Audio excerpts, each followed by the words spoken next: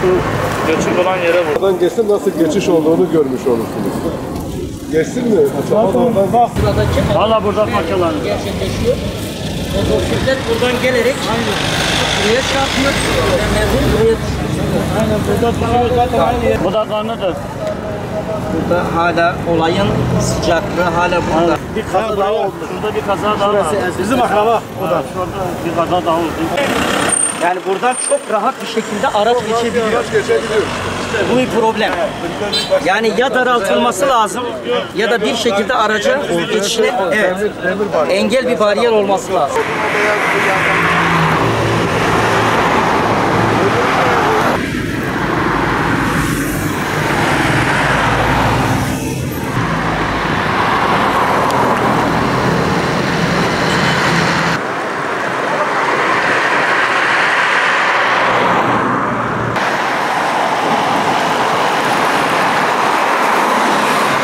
Geç kaçtı.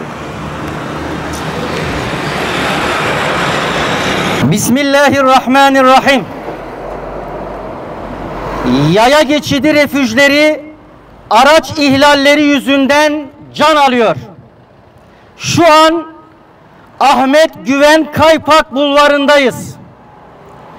Şehrimizde araç yollarında bulunan bazı orta refüjlerin yüksekliğinin çok düşük olması ve yol seviyesine yakın inşa edilmesi nedeniyle son aylarda çok sayıda trafik kazası yaşanmış. Bu kazaların bir kısmı yaralanma, bir kısmı da ne yazık ki ölümle sonuçlanmıştır. Orta refüjler karşı yönlü araç trafiğine ayırarak kazaları önlemek için yapılmış güvenlik unsurlarıdır. Ancak mevcut durumda alçak ve yetersiz refüjler araçların karşı şeride kolayca geçmesine sebep olmakta. Bu durum hem sürücülerin hem de yayaların hayatını ciddi şekilde tehlikeye atmaktadır. Örneğin birkaç gün önce bir ticari taksi sürücüsü Hıdır Pişkin'in hayatını kaybetmesine sebep olmuştur.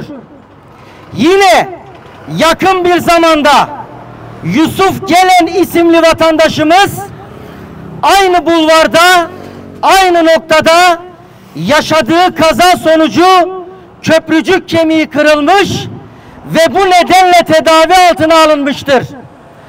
Bu ve buna benzer nice kazalar yaşanmaktadır. Bu sorun sadece teknik bir eksiklik değil, hayati bir güvenlik meselesidir. Kazaların önlenmesi ve can kayıplarının durdurulması için ilgili kurumların acilen şu adımları atması gerekmektedir. 1. Mevcut alçak refüjlerin yüksekliğinin arttırılması. 2. Yansıtıcı ve uyarıcı levhaların arttırılarak gece görünürlülüğünün arttırılması. 3.